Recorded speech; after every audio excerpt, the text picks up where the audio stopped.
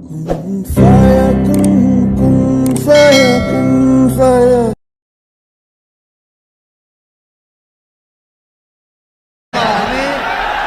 साहब के कदमों में हाजिरी का शर्फ नसीब किया है और दाता साहब की चौखट पर अल्लाह ने हमें हाजिरी का शर्फ हासिल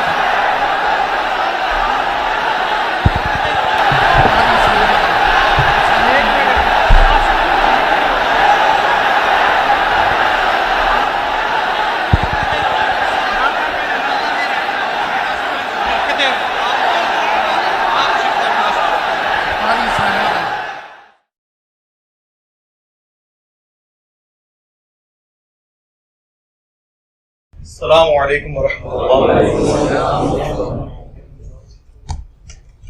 ला हौला वला कुव्वता इल्ला बिल्लाह।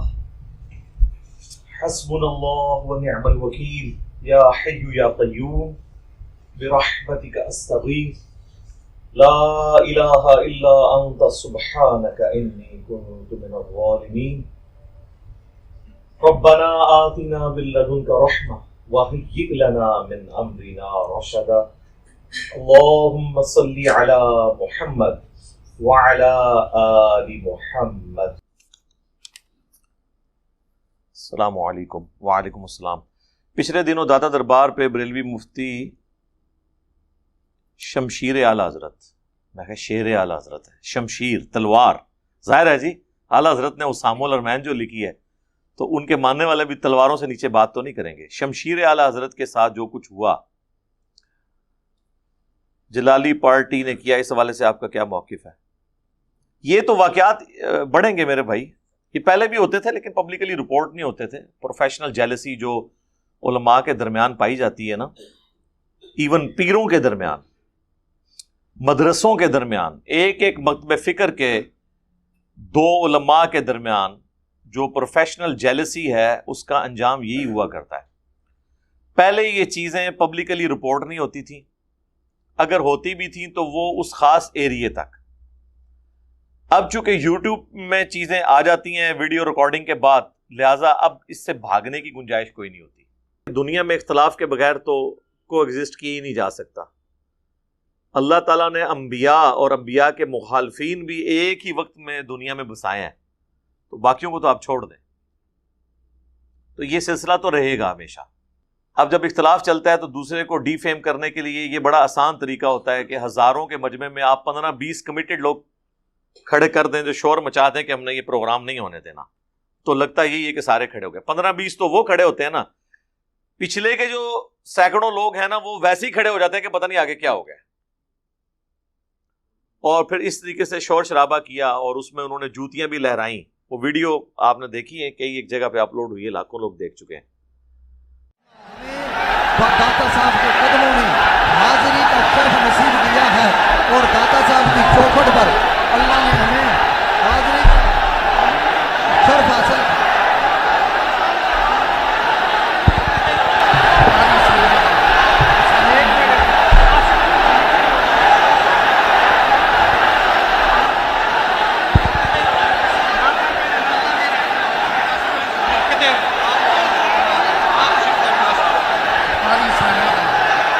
उसके बाद फिर सिर्फ इन्हीं को नहीं, इरफान शाह मशदी साहब को भी इन्होंने अटैक करने की कोशिश की। उसके जवाब में मुफ्ती हनीफ कुरैशी साहब की भी वीडियो आई कि हम भी ऐसा ही कर सकते हैं, लेकिन हम इल्मी इख्तलाफ को इल्मी ही रखेंगे। बहरहाल मैंने बहुत पहले ये चीज़ प्रेडिक्ट की थी, बारहा मैं अपनी निजी महफिलों में कहता हूं कि ये हो के रहना है एक दिन। अल्टीमेटली दो तकसीमें रह जानी है। एक वो लोग होंगे जो अपने आप को हुसैनी समझते होंगे और दूसरे वो होंगे जो अपने आप को बनु उमैया के गुलाम समझते होंगे। और आप देखें ये आवाज हर मकतब फिक्र में उठ गई है। इसको आप कह लें कि ततहीर शुरू हो गई है। सबसे पहले तो मैं शिया के अंदर आ जाता हूं ताकि सुन्नी वाली बातें तो बाद में करूं। अहले तशय्यो के यहां जिस लेवल की बिदात आ चुकी हुई थी, जिस किस्म के शिरकिया अकायद आ चुके हुए थे, इस चीज की जरूरत थी कि कोई एक बड़ी पर्सनैलिटी जो उनके अंदर से उठें और उनकी इस्लाह की कोशिश करें। और वो अल्लाह ताला ने सैयद जवाद नकवी साहब हाफिज़हुल्लाह ताला की शक्ल में, मैं समझता हूं कि अल्लाह ने اہل تشیع کے مکتب میں ایک مصلح اور ایک منجی اور ہادی کے طور پہ انہیں بھیجا ہے. آپ دیکھیں حوصلہ بات کرنے کا. اتنے بڑے وہ عالم دین ہیں, ان کے لاکھوں میں فالوور ہیں, اتنا بڑا ان کا مدرسہ ہے. پھر گفتگو وہ ساری ورلڈ پالیٹکس پہ بھی ان کے ہر ویکینڈ پہ لیکچرز آتے ہیں اختلافی موضوعات پہ. یہی باتیں جب میں کرتا ہوں لوگوں کو بڑی بری لگتی ہیں. وہ اپنے ہزاروں کی پبلک میں, آپ ذرا دیکھیں وہاں کتنے لوگ بیٹھے ہوتے ہیں ان کے جمعے کی گیدرنگ میں, عام گیدرنگ میں کتنے لوگ ہوتے ہیں. اتنی بڑی مسجد آپ کو لاہور میں نظر نہیں آئے گی. پھر وہ ٹرپل سٹوری بنی ہوئی ہے. تو پچھلے دنوں ان کی ویڈیو اپلوڈ ہوئی. میں کہتا ہوں یہ بہت جگرے والی بات ہے. انہوں نے کہا کہ جو غالی شیعہ ہیں ہمارے اندر, یہ قادیانیوں سے بھی بدتر ہیں. یہ جملہ میں بول دوں کتنی آگ لگتی ہے. میں نے بولا ہے, یہ نہ سمجھے کہ میں آگ سے کوئی ڈرتا ہوں. ہم تو کہتے ہیں لگے آگ. یہ آگ لگے گی تو آپ کے فرسودہ نظام جو ہے نا وہ جلے گا اور نیچے سے پھر نیا نظام سامنے آئے گا. پھر انہوں نے کہا کہ قادیانی ختم نبوت میں شرک کر رہے ہیں, اور ہمارے جو غالی ہیں یہ اللہ کی ذات کے ساتھ شرک کرتے ہیں جب یہ کہتے ہیں علی اللہ یا حسین جل جلالہ. تو کہتے ہیں آپ ذرا انصاف سے فیصلہ کریں کہ ایک وہ گروہ ہے جو رسول اللہ کے ساتھ شرک کرتا ہے, ہم نے اسے دار اسلام سے نکال دیا, یعنی قادیانی, اور ایک اعلانیہ ہمارے سٹیجز کے اوپر اللہ کے ساتھ شریک ٹھہرا رہا ہے, اور ہم ان کو پیسے دے کے اپنے سٹیجوں پہ بلاتے ہیں. ان کو تو ان سے پہلے اسلام سے باہر نکالنا چاہیے. یہ جواد نقوی صاحب کہہ رہے ہیں. غالی وہ طبقہ ہے جو قدیم غالی پرانے زمانے کے, وہ فقط علی علیہ السلام کو نعوذ باللہ اللہ کا درجہ دیتے تھے. لیکن موجودہ نسل غالیوں کی یہ تمام ائمہ کو, اہل بیت کو اللہ کا درجہ دیتے ہیں. بلکہ پاکستان کے غالی تو ذوالجناح کو بھی اللہ کا درجہ دیتے ہیں. وہ تو بہت آگے نکل گئے ہیں باقی تمام غالیوں سے. یہ غلیظ ترین قسم ہے غالیوں کی جو اس وقت پاکستان میں ہے. شیعہ کے اندر وہ شیعہ نہیں ہے, غالی شیعہ نہیں ہے. یہ شیعوں کی بہت ہی سمجھے کوتاہی ہے, شیعوں کی ایک سستی ہے کہ غالیوں کو اپنے مذہب سے جدا نہیں کیا انہوں نے, اور غالیوں کو علیحدہ نہیں کیا. قادیانیوں سے بدتر غالی ہیں, چونکہ قادیانی اللہ کا شریک تو نہیں ٹھہراتے کسی کو, خاتم الانبیاء کی خاتمیت کے منکر ہیں, اور اتنے غلیظ کافر قرار دیے گئے ہیں کہ ان کا نام لینا کوئی پسند نہیں کرتا. اتنی نفرت مسلمانوں کے اندر ان کی نسبت پیدا ہوئی ہے. لیکن غالی جو ان سے کئی درجہ بدتر ہیں, چونکہ وہ لوگ اللہ کا شریک ٹھہراتے ہیں, وہ اللہ کی الوہیت کا انکار کرتے ہیں, لیکن ان کے لیے وہ احساس نہیں پایا جاتا. تو یہ شیعہ کو یہ کام کرنا چاہیے کہ یہ دھوئیں اپنے دامن سے. غالی نہیں ہیں, مسلمان نہیں ہیں, اسلام سے ان کا کوئی تعلق نہیں ہے. تشیع تو دور کی بات ہے. یہ شیعہ کے اندر سستی ہے, اور اس کا خمیازہ شیعہ کو بھگتنا پڑتا ہے. یہ غالی جتنا شرک و کفر بکتے ہیں وہ شیعہ کے نام درج ہو رہا ہے, وہ شیعہ کے نام لکھا جا رہا ہے. شیعہ یوں کہتے ہیں, شیعہ یوں کہتے ہیں, اجل ہیں, پاک ہے دامن تشیع شرک سے, کفر سے, اور ان چیزوں سے جو غالی انجام دیتے ہیں. حوصلے کی بات ہے. پھر انہوں نے اگلے دن اس سے بھی ذرا سخت باتیں کی. انہوں نے کہا کہ غالی شیعہ تو قادیانیوں سے بدتر ہیں, لیکن جو صوفیاء کا طبقہ ہے, خصوصاً انہوں نے بریلوی مکتب کی بات کی, ان کا معاملہ ہمارے غالی شیعہ سے بھی آگے بڑھ چکا ہے. اس لیے کہ غالی شیعہ تو علی کو اللہ کہتے ہیں نا, یہ کہتے ہیں کہ عبد القادر جیلانی نے اللہ کو بھی روح واپس لے لی. باقی مذاہب کے پیشوا ہیں, ان کے بارے میں جو غلو ہوتا ہے, ان کے بارے میں غلو اس سے کہیں زیادہ ہے جو غالی علی علیہ السلام کے بارے میں کرتے ہیں. مثلا حضرت غوث اعظم کے بارے میں عام آج آپ کے پاکستان میں جو ان کے معتقدین ہیں, مریدین ہیں, جو غلو شیخ عبد القادر جیلانی کے متعلق کیا جاتا ہے, اس کا 10واں حصہ بھی علی علیہ السلام کے بارے میں نہیں کیا جاتا. وہ تو بالکل اللہ سے بھی اوپر, کہ اللہ نے شخص کو مار دیا, شیخ نے جا کر زندہ کر دیا, اللہ نے روکنے کی کوشش کی کہ میں نے مار دیا ہے, زندہ نہ کرو. شیخ نے کہا نہیں یہ میرا بندہ ہے, اس کو میں نے زندہ کرنا ہے. تو نعوذ باللہ اللہ کا بات نہیں چلی, شیخ نے زندہ کر دیا. یہ غلو, اللہ سے ڈائریکٹ ٹکراؤ کرانا, جنگ کرانا, پھر شیخ کو اللہ پر غلبہ دینا, یہ غلو ہے نا, یہ سارا غلو ہے. یہی اطاعت ہے, یہی معبودیت ہے. ہاں, اب لاجیکلی سپیکنگ آپ دیکھیں نا ذرا, جب میتھمیٹیکل ایکویشنز بنتی ہیں نا پھر ایسے ہی بنتی ہیں. وہ آپ نے سنا نہیں، وہ جمال الدین قادری بغدادی صاحب کہتے ہیں کہ جی چھڑ دیو عبد القادر وچ پی گیا. عبد القادر دیا میں گلاں سناواں اپنے بابے دیاں تے تمہارے پٹھا کر کر کے ماراں. میں تو اللہ دی قسمیں ڈردا جڑیاں گلاں بابے غوث پاک نے فرمائیاں. آپ دا ایک مرید ہو گیا فوت.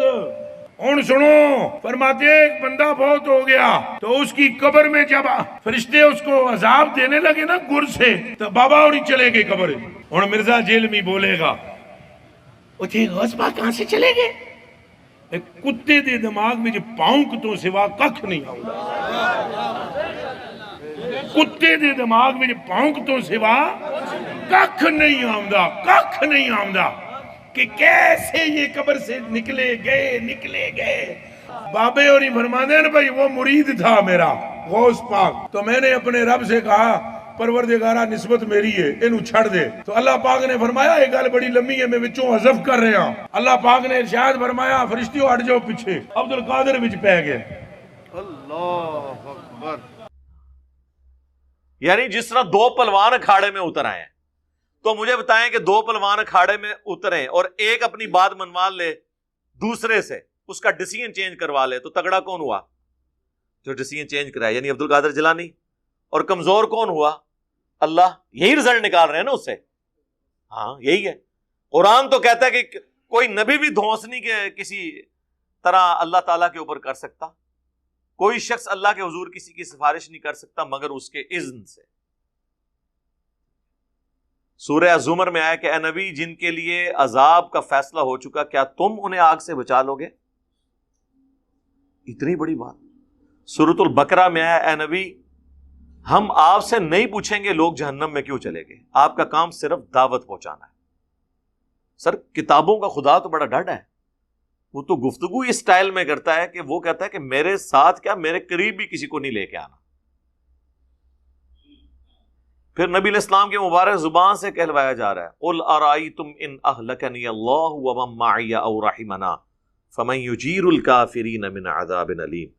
اے نبی تم فرماؤ کہ اگر اللہ تعالیٰ مجھے اور میرے ساتھیوں کو، میرے اصحاب کو ہلاک کر دے، یہ بفرض محال سمجھانے کے لیے، تو بتاؤ کافر اپنے آپ کو اللہ کے عذاب سے کیسے بچا سکتے ہیں؟ ان کو کون بچانے والا ہوگا؟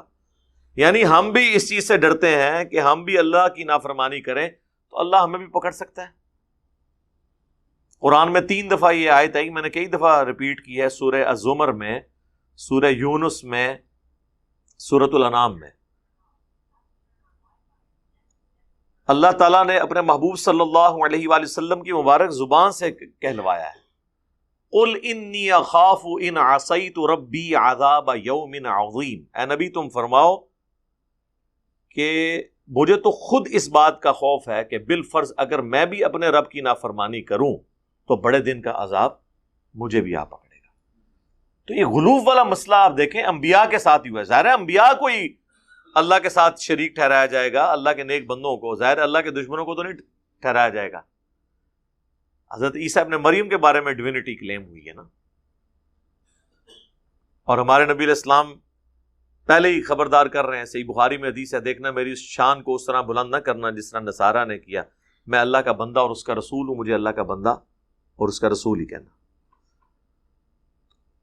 اہل تشیع میں یعنی اس طرح ایک اسکالر دیوبند میں آپ دیکھ لیں، مولانا طارق جمید صاحب نے بھی تھنک آؤٹ آف باکس کیا اور اہل البیت کے حوالے سے انہوں نے ایک واضح سٹانس لیا، من کنت مولاہ فہذا علی مولا، یہ حدیث بیان کی، پھر سیدنا علی کے فضائل بیان کیے.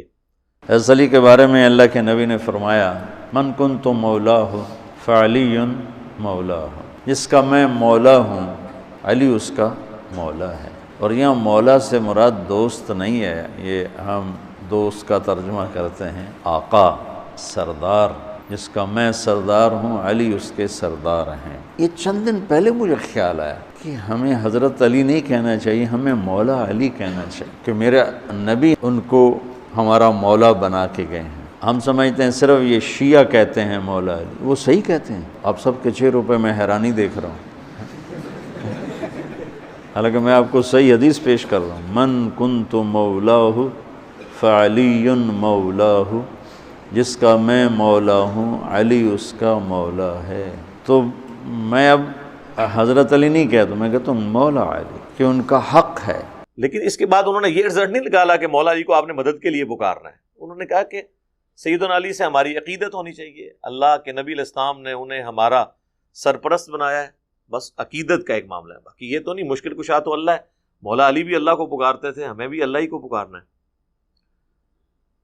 پھر بریلویوں میں مفتی حنیف قریشی صاحب، اب ظاہر ہے یہ ان کے بڑے مین بندے تھے، آپ کو پتہ ہے کہ آج سے آلموسٹ 10-11 سال پہلے ان کا مناظرہ ہوا تھا توصیف الرحمان راشدی صاحب کے بڑے بھائی طالب الرحمان صاحب کے ساتھ پنڈی میں، وہاں سے کافی انہیں فیم ملا گستاخانہ عبارات کے اوپر۔ اب اتنی فیم والا بندہ ہی اگر تھوڑا سٹانس لیتا اس حوالے سے تو اس کا فائدہ ہونا تھا، تو انہوں نے سیدنا علی حسن و حسین کے حوالے سے ایک ہارڈ لائن لی بریلویوں کے اندر۔ اہل حدیث میں بھی آپ دیکھ لیں، شیخ زبیر زئی رحمہ اللہ تعالی، مولانا اسحاق صاحب رحمہ اللہ تعالی، یہ تو ایک بڑے بزرگوں میں سے تھے۔ اب دور حاضر میں حافظ عمر صدیق صاحب، انہوں نے ایک سٹانس لیا ہے۔ یزید جو ہے وہ ظالم و فاسق بادشاہ تھا جس کے دور حکمران میں اہل بیت کا قتل ہوا ہے، واقع ہررا اہل مدینہ صحابہ تابعین کا قتل ہوا ہے اور ان کو لوٹا گیا ہے، اور بیت اللہ پر لشکر کشی کی گئی ہے۔ منکرین حدیث جتنے بھی ہیں وہ سب یزید کے حامی ہیں اور سیدنا حسین اور اہل بیت کے مخالف اور دشمن ہیں۔ آپ یہ دیکھیں کہ حافظ ابن حجر اور امام ذہبی اور ابن تیمیہ رحمہم اللہ یا دیگر افراد جو حدیث قسطنطنیہ کا مصداق یزید کو قرار دیتے ہیں، اس کے باوجود بھی وہ اس کو فاسق اور ظالم کہتے ہیں۔ اس کا پھر یہ مطلب واضح ہے کہ وہ اس حدیث کا معنی قطعی اس کو جنتی قرار دینا نہیں لیتے۔ اللہ تعالیٰ ان لوگوں کو ہدایت نصیب فرمائے۔ اہل سنہ والجماعہ کے اندر اسلام کی 14 صدیوں میں یزید کا کوئی حامی نہیں ہے۔ یہ منکرین حدیث کی کتابیں پڑھ پڑھ کر ان کا بیڑا غرق ہوا ہے۔ سیدنا حسن یا حسین یا علی رضی اللہ تعالی عنہم کی محبت میں اپنے آپ کو حسینی کہلوانا یہ بھی جائز و درست ہے۔ جب حضرت حسین رضی اللہ تعالیٰ عنہ کے ایمان پر سوال اٹھائے گئے کہ وہ 3 شرطیں پیش نہ کرتے تو ان کی اسلام پر موت ہی نہ ہوتی، جب ان کی صحابیت کا انکار کیا گیا، جب ان کے قتل کو قتل حق کہا گیا، جب نعوذ باللہ حضرت حسین کو غدار کہا گیا، یہ ساری چیزیں کتابوں میں بھی ہیں اور انٹرنیٹ میڈیا پر بھی ہیں۔ جب ایک عالم زندہ ہے اس سے آپ وضاحت لیں کہ بھائی پھر اس کے بعد فتویٰ لگائیں۔ فتویٰ دینا انتہائی حساس عمل ہے۔ یزید کی محبت نے اور عمر صدیق کی عداوت نے لوگوں کو اندھا کر دیا ہے کہ اس طرح کی غلطیاں کرتے پھرتے ہیں۔ جن لوگوں نے حدیث کے بغض میں یا میرے بغض میں اتفاق کیا ہے نا، چھوٹا ہو بڑا ہو، ہم نے پھر ان کو چھوڑنا نہیں۔ ان کی گستاخیاں اور بے باکیاں جو صحابہ کے بارے میں ہے نا وہ ساری کھول کر باہر نکالیں گے۔ جب ہم نکال کر دکھائیں گے نا ان کے پیٹوں میں سے حضرت علی کی گستاخیاں، تو پھر کیا حالات ہوں گے؟ ان کے ذمہ دار یہ لوگ ہیں۔ اب پیسے جمع کرنا، ان پیسوں کو استعمال کرتے ہوئے مولویوں کو استعمال کرنا، یہ ساری چیزیں آپ کے سامنے ہیں۔ یہ 36 افراد کی بات کرتے نا، 3600 بھی اگر جمع ہو جائیں اللہ کی توفیق سے مجھے کوئی پرواہ نہیں۔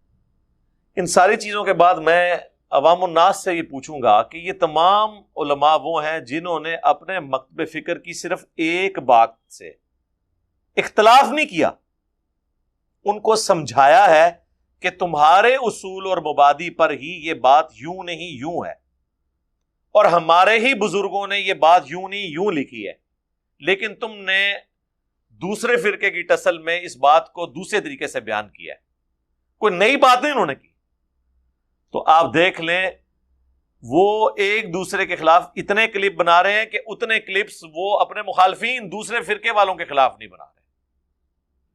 اس میں پھر ہم عرض کریں گے کہ اگر ایک مکتب فکر میں اختلاف رائے ہو جائے اور علماء اس طریقے سے اسے ٹریٹ کرتے ہیں اپنے اس عالم کو جس کی اتنی بڑی خدمات انہیں پھر یاد نہیں رہتی ہیں، تو ہمیں کیسے کوئی ہضم کرے گا؟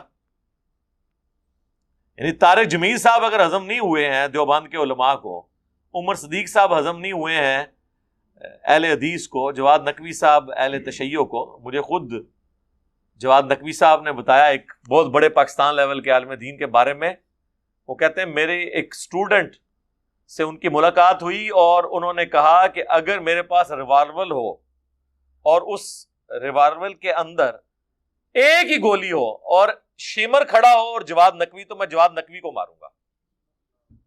یہ شیعہ کہہ رہا ہے۔ یہ قاتل حسین کو میں چھوڑ دوں گا، اس کو نہیں میں چھوڑوں گا، یہ غدار ہے ہمارے مسلک کا، صرف اس لیے کہ انہوں نے یہ سٹانس لیا کہ سیدنا علی اگرچہ خلافت کے حقدار تھے بقول ان کے، لیکن چونکہ انہوں نے شیخین رضی اللہ عنہما وعلیہم السلام اور سیدنا عثمان یعنی خلفائے ثلاثہ کے ساتھ کمپرومائز کیا، ان کے خلاف تلوار نہیں اٹھائی، اور انہوں نے 25 سال تک ان کے ساتھ ہر معاملے میں ان کو سپورٹ کیا، لہٰذا ہمیں بھی آج کی ڈیٹ میں ان کے ساتھ کوئی اس قسم کا معاملہ نہیں رکھنا چاہیے۔ ہاں، جہاں مولا علی نے تلوار اٹھائی اہل صفین اہل شام کے خلاف، ان کے ساتھ ہمارا اختلاف ہے، وہ مولا علی کا بھی تھا ہمارا بھی ہے، تو یہ انہوں نے ایک لاجیکل جینون بات کی۔ پھر انہوں نے بڑے سخت جملے بولے، انہوں نے کہا کہ کیا خلفائے ثلاثہ کے زمانے میں حضرت علی کی تلوار کو زنگ لگ گیا تھا؟ اس وقت تو حضرت علی زیادہ جوان تھے، نبی علیہ السلام کی وفات کے وقت مولا علی کی عمر صرف 34 سال تھی، اس وقت تو انہوں نے تلوار نہیں اٹھائی، اور جا کے 60 سال کی عمر میں تلوار اٹھا لی جنگ صفین، نہروان اور جمل کے موقع پر۔ یہ اس بات کا ثبوت ہے کہ انہیں پتا تھا کہ میں نے کس سے لڑنا ہے اور کس سے نہیں لڑنا۔ آپ عزیزان توجہ فرمائیں، امیر المومنین نے خلفاء کے دور میں زیادہ زندگی امیر المومنین کی خلفاء کے دور میں گزری ہے، 25 سال گزرے ہیں، 3 خلیفہ کی حکومت تھی۔ کیا امیر المومنین جنگ بھول گئے تھے؟ کیا امیر المومنین کی ذوالفقار کھو گئی تھی؟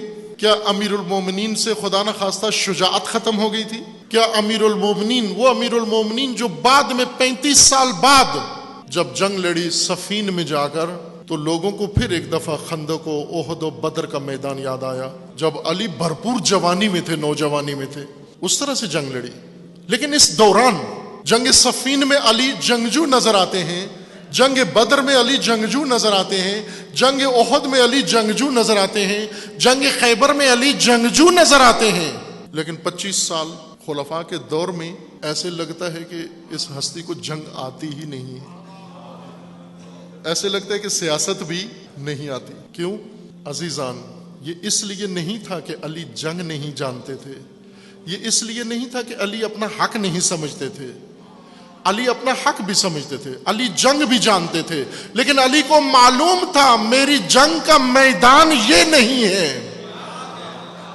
میں نے اپنوں سے نہیں لڑنا ہے، میں نے رسول اللہ کے ساتھیوں سے نہیں لڑنا ہے۔ علی کو مانتے ہو نا آپ؟ علی کو مانتے ہو نا آپ؟ اگر خلفاء سے اختلاف کی بنیاد رکھ کر سب کچھ ختم کرنا ہوتا تو علی آغاز کر دیتے نا، وہیں پر علی آغاز کر دیتے وہاں پر، لیکن امیر المومنین نے یہ کام نہیں کیا، بلکہ جہاں خلفاء نے بلایا، ضرورت پڑی، وہاں پر حاضر ہو گئے۔ کس کو بچانے کے لیے؟ نہ اس شخصیت کو جو خلافت کے تخت پہ بیٹھا ہوا ہے، بلکہ میراث محمد کو بچانے کے لیے، اللہ کے دین کو بچانے کے لیے، قرآن کو بچانے کے لیے، امت کو بچانے کے لیے۔ یہ گمراہی ہے کہ مسلمانوں میں مسلکی دشمنی شروع کی جائے، شیعہ سنی کا دشمن، سنی شیعہ کا دشمن، یہ غلط ہے، یہ نہیں ہے، یہ شیعہ کی دشمنی بنتی ہی نہیں ہے، یہ نہیں بنتی۔ کیوں نہیں بنتی؟ اس لیے کہ علی اس دشمنی کو پسند نہیں کرتے۔ ٹھیک ہے، اب یہ اس طرح کی باتیں کون سننے کے لیے تیار ہوتا ہے؟ ظاہر ہے یہ تو ایک فرقے کے اوپر پوری زد پڑتی ہے، تو یہاں پہ بھی یہی ہوتا ہے، کچھ عرصہ لوگ برداشت کرتے ہیں، لہٰذا اس کا بہتر طریقہ یہ ہے کہ میں تو ان علماء سے کہوں گا پبلک گیدرنگ میں جانے کی ضرورت ہی نہیں ہے، ابھی بدلہ اتاریں گے، چھوڑیں گے نہیں۔ ہمارے بھی بعض معصوم بھائی نا ہمیں کہتے تھے آپ پبلک گیدرنگ میں جا کے نا خطاب کیا کریں، ہم نے انہیں کہا اس کا کوئی فائدہ نہیں، نقصان ہوگا۔ اللہ کا شکر ہے ہماری ویڈیوز کے ذریعے دعوت جو ہے وہ پوری دنیا میں پہنچ رہی ہے، تو ہم ایک ڈیکورم میں، یہاں آپ دیکھیں ایک پراپر ماحول ہے جس میں ریکارڈنگ ہو رہی ہے، میں بھی ایک سکون کے ساتھ بیٹھا ہوا ہوں اور کوئی مجھے ٹینشن نہیں گفتگو کرنے کے دوران، تو شرح صدر بھی زیادہ ہوتا ہے، اس کی بجائے جا کے پبلک گیدرنگ میں بیٹھنے کا کیا فائدہ ہے؟ پبلک گیدرنگ آپ داتا دربار پہ جتنے بندے اکٹھے ہیں نا، پچھلے 10 سالوں کے بھی اکٹھے کر لیں، ہمارے 10 گھنٹے میں اس سے زیادہ لوگ ویڈیو دیکھ لیتے ہیں، تو ہمیں کیا ضرورت ہے کہ ہم جا کے کسی جگہ اوپن گیدرنگ کریں یا کہیں پہ گراؤنڈ میں جا کے بیٹھ کے تو بیٹھنے والوں کو بھی رسک میں ڈالیں اور اوپر ایک خبر بنوا لیں، ضرورت ہی کوئی نہیں ہے۔ تو یہ جو ہمیں کہتے ہیں نا 10 بائی 10 کے کمرے میں بیٹھ کے بات، سر 10 بائی 10 کے کمرے میں بیٹھ کے سکون سے بات ہوتی ہے، ویسے 10x10 کا نہیں ہے، یہ 20x60 کا ہے آلموسٹ، جو ہماری یہ اکیڈمی ہے. ٹھیک ہو گیا جی.